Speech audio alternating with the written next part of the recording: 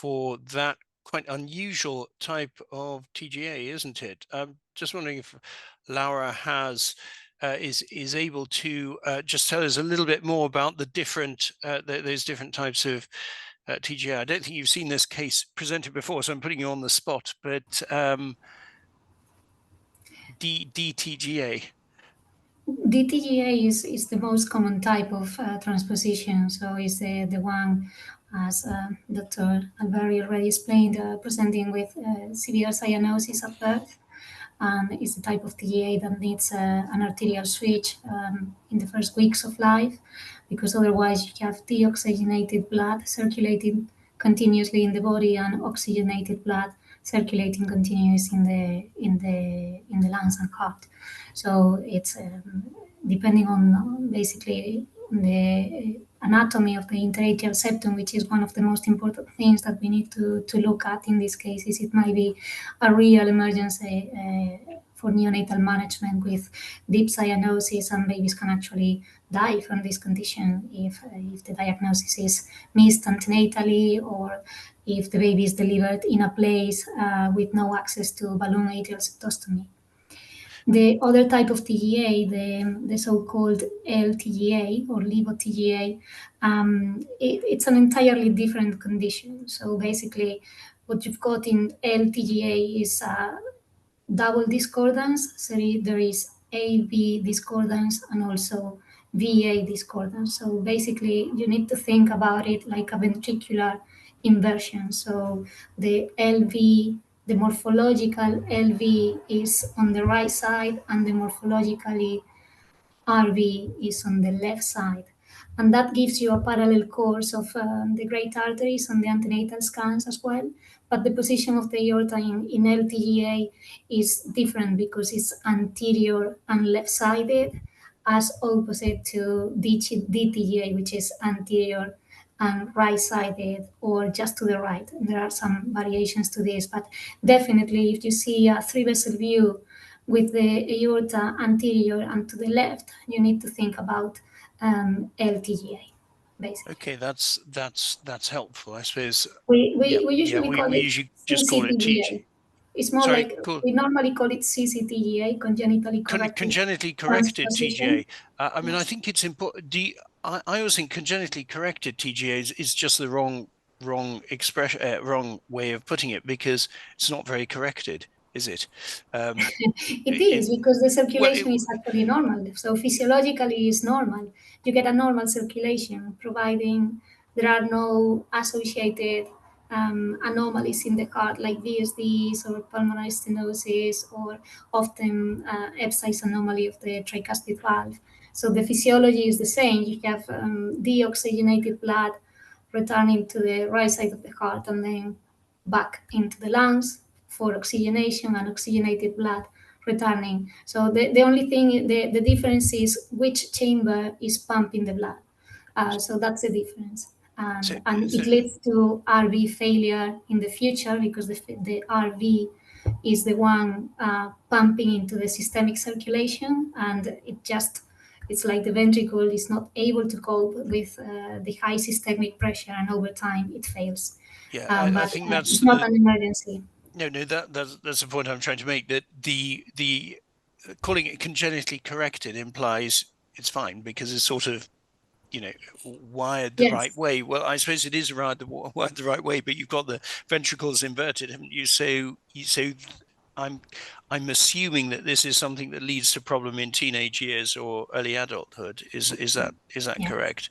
Yeah. Yes, if there are no associated anomalies, it can go undetected for many years, and sometimes it's diagnosed in adult age when the ventricle is already failing, having lived a normal life in a way until that time.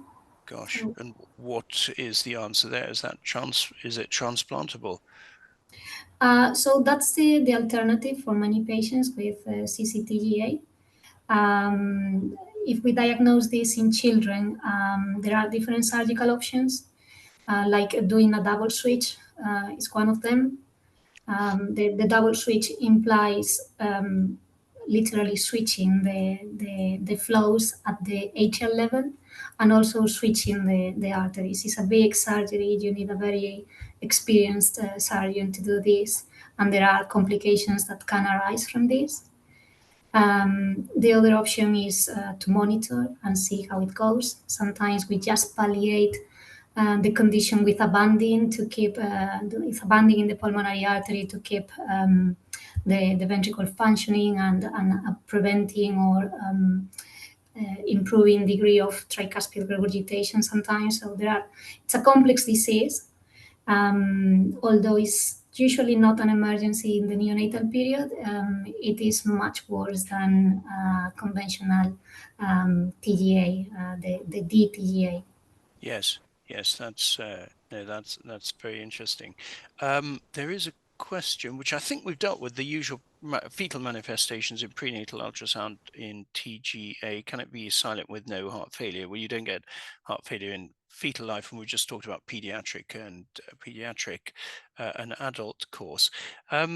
We're drawing to the end of the webinar. I just want to pick up something. Yeah, just remembered, Medad, that in your first case, we were talking about new course, increased new course, and in your first case, it was 2.7, so it wasn't really an increased new call, was it? But I think you were saying that increased. What level do you consider increase for fetal cardiology in your institution, for instance?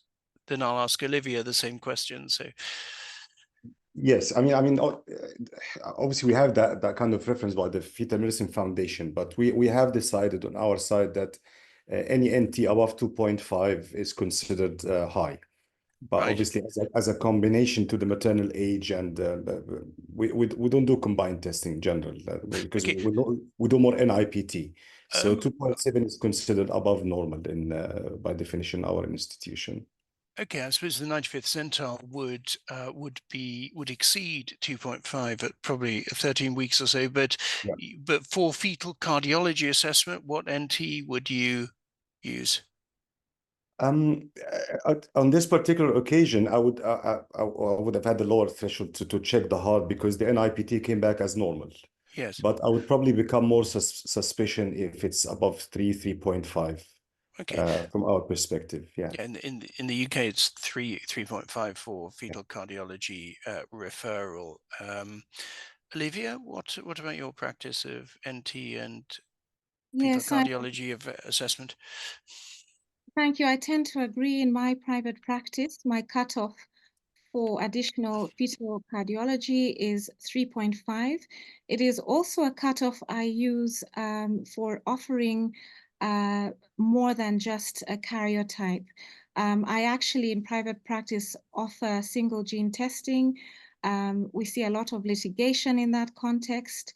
And we find, I think there's some research to show there is diagnostic yield with whole exome sequencing, both for an NT above 3.5 and for high drops. So that is my cutoff. Yeah. Good. Okay. I think on that note, we've gone right from the first trimester, second trimester, third trimester, back to the first and back to the old question about new calls. Jan is looking a bit pensive. Do you have any? It's fine. We luckily we don't have time for me to give any comments about whole exome and genome sequencing of fetus with an NT above 3.5. It's a can of worms you open, and there's lots to say about it. Okay, can you compress your message into 30 seconds, Jan? Because I think you've got everyone on the edge of their chairs now. I will give one comment. So the highest yield is Noonan syndrome, but Noonan syndrome is usually above 6.5 millimeters. But Noonan syndrome is not a lethal, disabilitating condition. So if you do find that the fetus has Noonan syndrome at 15 weeks, how are you going to counsel the parents? What is their decision? Most children and adults with Noonan syndrome lead a normal life. So do you help parents in that situation? They want it. They want all the testing. But so should you sometimes give a bit of resistance and ask some questions? That would be my remark. Okay, thank you. And of course, Noonan's is most associated with pulmonary stenosis. Laura? Yeah. Correct. Yeah. Good. Okay. Brilliant. Well, we've definitely reached the end now, I think. Thank you so much to the panel. It's been a fantastic evening of, as I said, bit of imaging, bit of management, bit of diagnosis, genetics, fetal arrhythmias, covering the covering the whole area, and that wonderful demonstration of STIC. So, Peter, I'll give the last word to you, and you can perhaps talk about our final webinar as well.